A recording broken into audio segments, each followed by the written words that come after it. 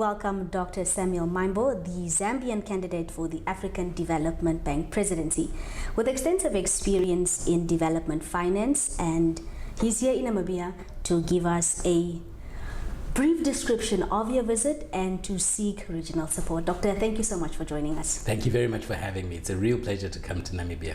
Now, a lot of people do not know who Doctor is. Do you mind giving us a brief background of your career? Dr. Maimbo is a young boy who grows up in Zambia, in the outskirts of Lusaka, on a farm, and whose passion for development takes him through the Bank of Zambia, studies in the UK, and lands at the World Bank. Having grown up in Zambia during the structural adjustment program, I have to admit, I arrived at the World Bank with a healthy dose of skepticism as to whether I was doing the right thing. But 20 years through, one of the things that I've enjoyed the most is the vigor of debate of what development means. As an institution, it gets some things wrong, it gets many things right, but it is always evolving. In the last 5 years I've been at the World Bank, I've been the director for the World Bank's resource mobilization arm, IDA. I've been chief of staff to 2 World Bank presidents, and I'm currently vice president for budget, strategic planning, and performance review.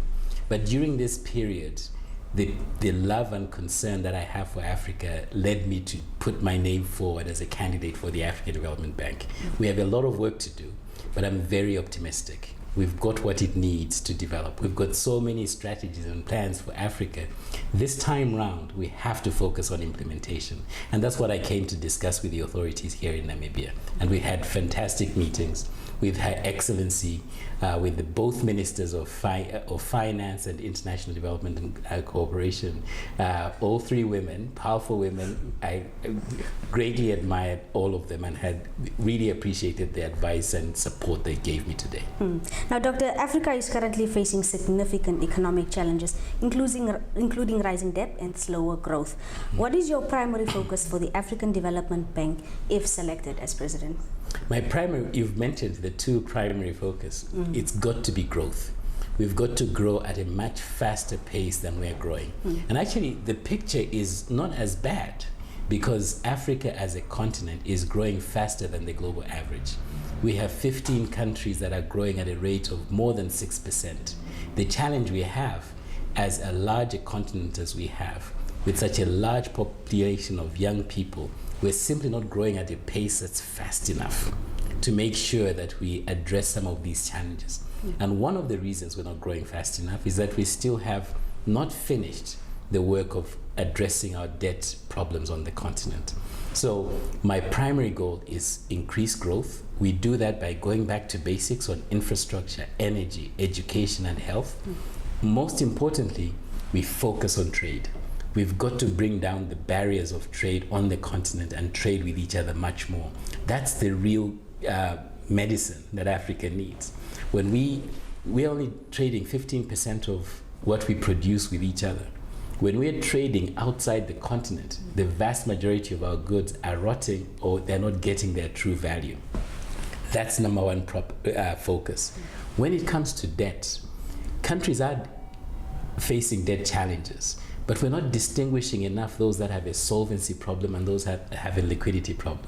You and I both have friends, I'm sure, who before the end of the month they're running broke, and yet they earn in the middle of the month. In the middle of the month, right? Yeah. And yet they earn much more than we have.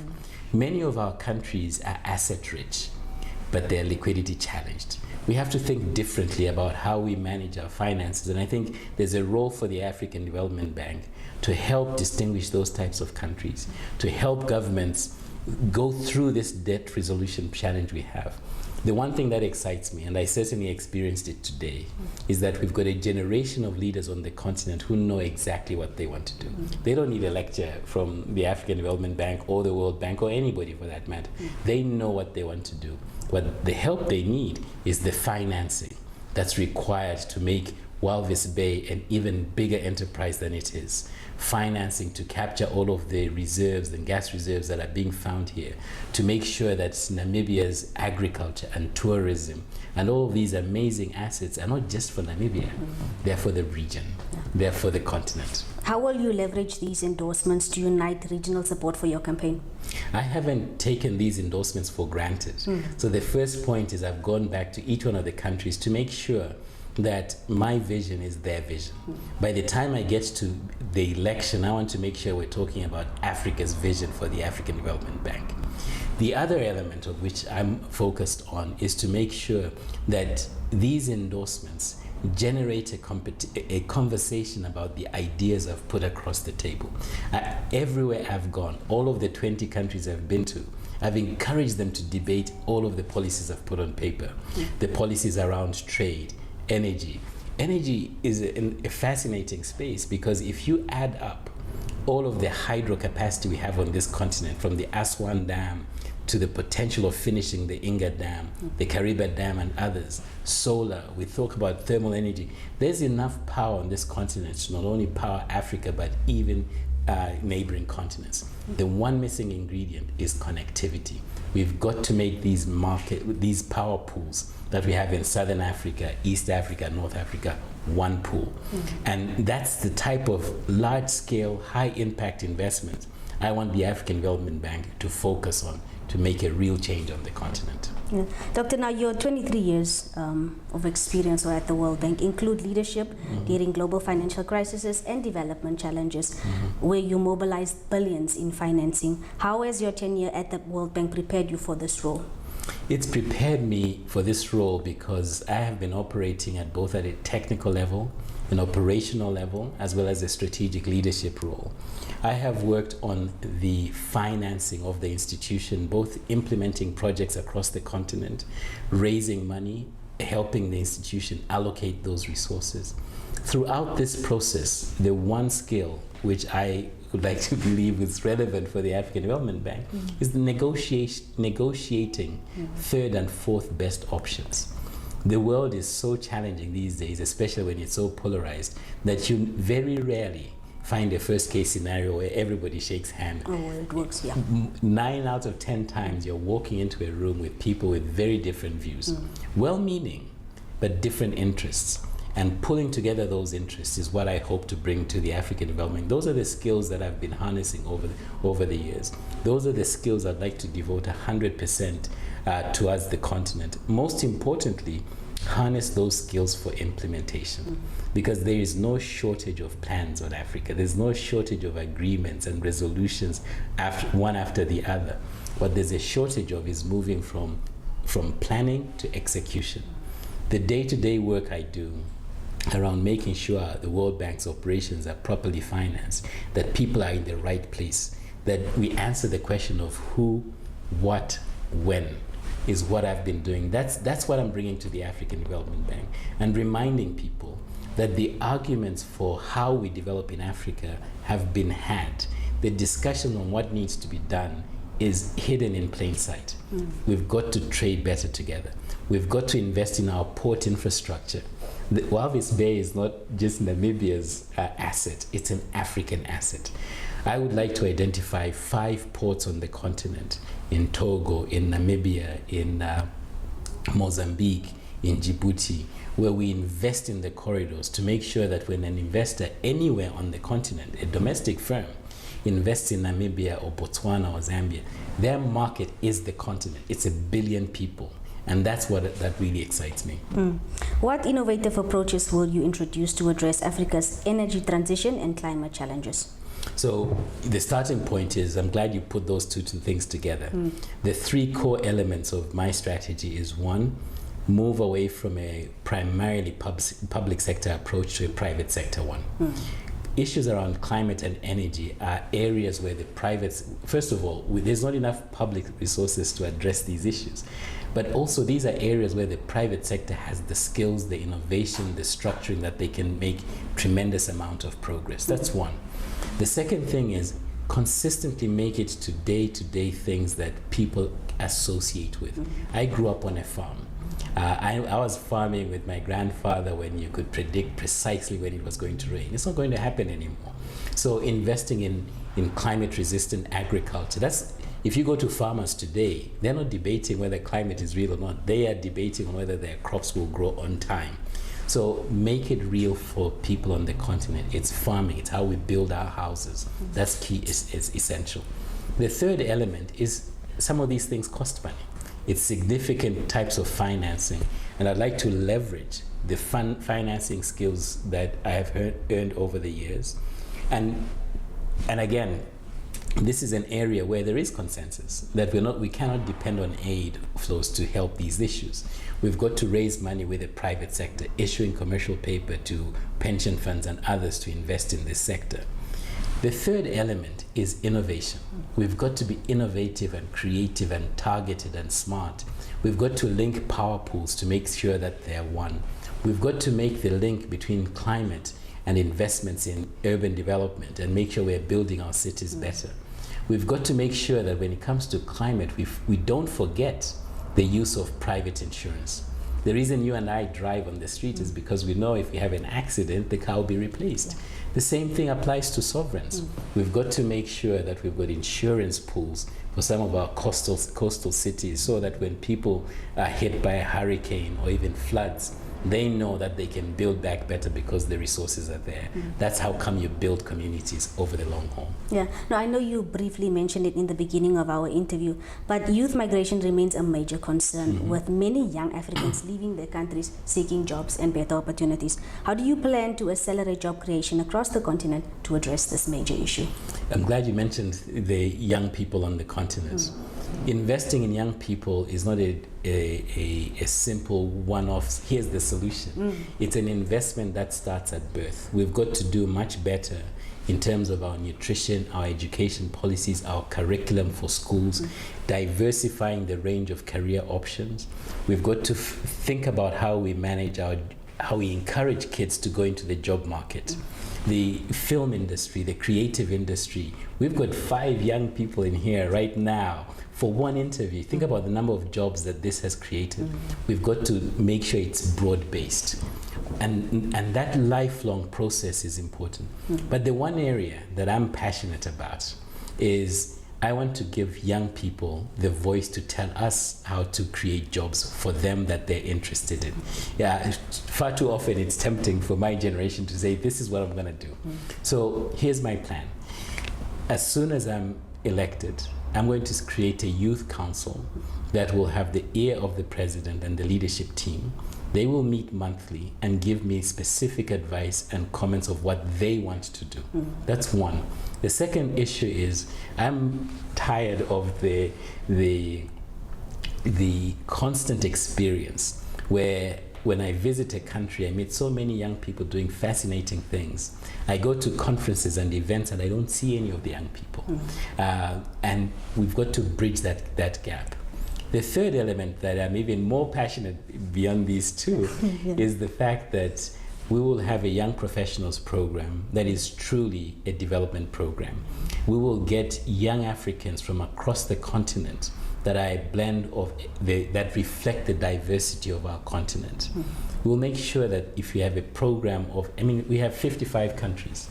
We need 1 or 2 people from each country. Put them through a program that allows them to work in the public sector, private sector. It's a 2-year program. By the time they're done, they have worked together, they have experimented things, they've come up with new programs. My job is to listen and get out of the way and let them thrive, give them the resources.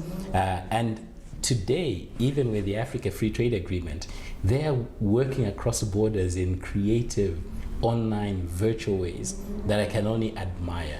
And rather than try and reinvent what they're doing, I'll simply ask them.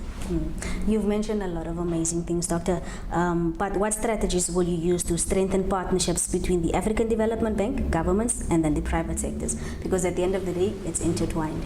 So I won't be you will not see me writing new strategies for how to get things done. I will be invested in new platforms that allows the private sector, government, and other MDBs to work together. My approach to, and sometimes what matters in these type of discussions is detail and the physical arrangements. People have to work together in a regular way. I don't want us to waiting for a conference, an annual conference, to try and make a deal. The offices of the African Development Bank will make sure we have facilities, physical buildings, that will provide space for the private sector to come and work together. My job will be to make sure that if there's an MDB out there that has resources, that is looking for investment in Africa, they have one place they can come and say, we're interested in energy. Come to this venue, you will find governments, you will find my staff, they'll provide you information. The role of the African Development Bank is to be syndicator-in-chief, facilitator-in-chief. There are so many private firms doing amazing things. What they need is a platform, they need space, they need us as an institution to use our voice to work with governments. Now, there are some basic things that we still need to do on the government side in terms of policy consistency, in terms of making sure that government provides an enabling business environment in order to thrive. And I'm not worried about that side because of what I said when I started here, which is we do have a generation of leaders who are ready, willing, able, they know what they want, who will respond to this, who are already responding to this. On this journey, I've visited Botswana, I'm here, and I listen to the leadership team there. They are looking for support to get the things done, and that's what I will be focused on. How will you ensure equitable development across member countries, especially smaller nations? So it's absolutely essential that whatever achievements we make, we don't leave people behind. We don't leave our young people, we don't leave women, we don't leave our countries that are facing any manner of conflict. And then importantly, within country, we don't forget the rural and peri-urban areas. It's so simple to neglect all of these groups I've mentioned if you're chasing headlines, if you're chasing ribbon cutting. Development is messy, and if you do it really well, it should go unnoticed, right? When you put electricity in a rural community and kids are going to school and health clinics, it should become so normal you don't think about it. And so an explicit goal I have is to make sure that as I have laid out the policies that are growth enabling, energy, infrastructure, health and education and trade, that there will be a definite mandate to make sure that we are categorically looking at excluded groups or groups who are at risk of exclusion. Now, one thing you may not see as much is that when it comes to women in particular, I feel very passionately about it, that I don't like dedicated women programs. Now, that might sound strange, but oftentimes, and you see this even in social gatherings, that if there is a table for women, then you are taking them from the main table where the core business of the institution is done. And so if you are serious about empowering women, your young professionals program is 50% male, 50% women. Your leadership team, your experiences reflect that diversity. That's a core element, which I won't say too loudly, but it's simply because women make far better decisions than men, period. So that's all it is. Now, Donald Trump's tariff policies have caused ripple effects globally. In your opinion, what impacts do these tariffs have on African economies? Look, the tariffs that have been announced have been significant. As with any crisis, whether it is financial, economic, natural disasters, the first shock is painful. And so there's been a lot of adjustment taking place around the world. But in my line of work, you always focus on the long term because there's so much volatility in the world today that if you're constantly reacting, the likelihood that you make the wrong decision is way too high. The long term is consistent with what we're seeing on the tariff scene, which is that Africa needs to focus on trading amongst African nations. If ever there was a wake-up call that we no longer have 10 years to implement the Africa Free Trade Agreement, this is it. And so the tariffs that we have between ourselves needs to come down as fast as the tariffs that the new administration is putting up. But let me also make it clear that when you see the US administration, I don't see a conflictual relationship there with Africa. I see a strong positive and a potentially productive relationship long term. Because what you're hearing is a passion for, let's focus on trade. Let's make it meaningful. Let's make it reciprocally beneficial. That the days of making decisions simply because that's the right thing to do are behind us. And I'm encouraged across all of the countries that I've visited on this campaign and on this journey. The leaders I hear are ready for that conversation. They're ready to focus on a private sector-led development model that looks at trade policies, looks at global value chains, and saying the best way in which Africa thrives is for us to look at ourselves first, to build stronger relationships, to build strong relationships with Europe, the United States, and all regions of the globe. The opportunities are there significantly, but it does require a different mindset. Doctor, before we close, are there any last words or remarks that you would like to share to Namibians, to Africa as a continent? The floor is yours. I can only end by saying a big thank you to Namibia for the support that they have provided me throughout this journey. A huge degree of excitement at coming to Namibia for the first time. It's probably one of the first 2 or 3 countries, actually it's the second country that I heard as a young boy growing up, because we had so many Namibians who were in Zambia during the liberation periods. I grew up in an area called Makeni, and so we had Namibians at, coming. The first country was Zimbabwe, simply because my mother is Zimbabwean, but we had Namibian children who were growing up in it, so we were always aware. And so, of course, by the time Namibia is getting independent, and we have the Sam Nuomas and all, so it's been a particular point for me to come here. And my run this morning, past the statue. So I ticked that box, and I was. This has been a successful mission. Look, the last words I'll say for the campaign is that we have a unique opportunity to make sure that the next century is Africa's century. We've got the resources, we've got the brain power, we've got a leadership in place that knows what it needs to be done. The key element of what I would like to bring to the African Development Bank is a resolute focus on implementation. Every single day, we must ask ourselves, are we implementing something? I don't want conferences about planning events. I want conferences where we celebrate deals. I want conferences where the private sector is the focus of the event, or young people are the focus of events. And if we celebrate enough deals and closures, this continent will thrive, and we will leave it better for our children and grandchildren, as is expected of our forefathers who fought the political fight for independence. Our generation has a responsibility for the economic fight, and this is what brings me into this race and keeps me optimistic every single day. Thank you so much for your time this afternoon, Doctor. All the best with your campaign, and I do hope that you come back to Namibia. Absolutely. On a lighter note. Absolutely. I'm coming to see this vast country, which it just goes on forever. And so there's a lot to see here. The tourism here is amazing. And so once I'm done and I'm looking for a place to rest after this election, you can come back to Namibia. Namibia's home. And you won't be surprised by the long drive from the airport. No, I won't be surprised. Not as surprised as I was today.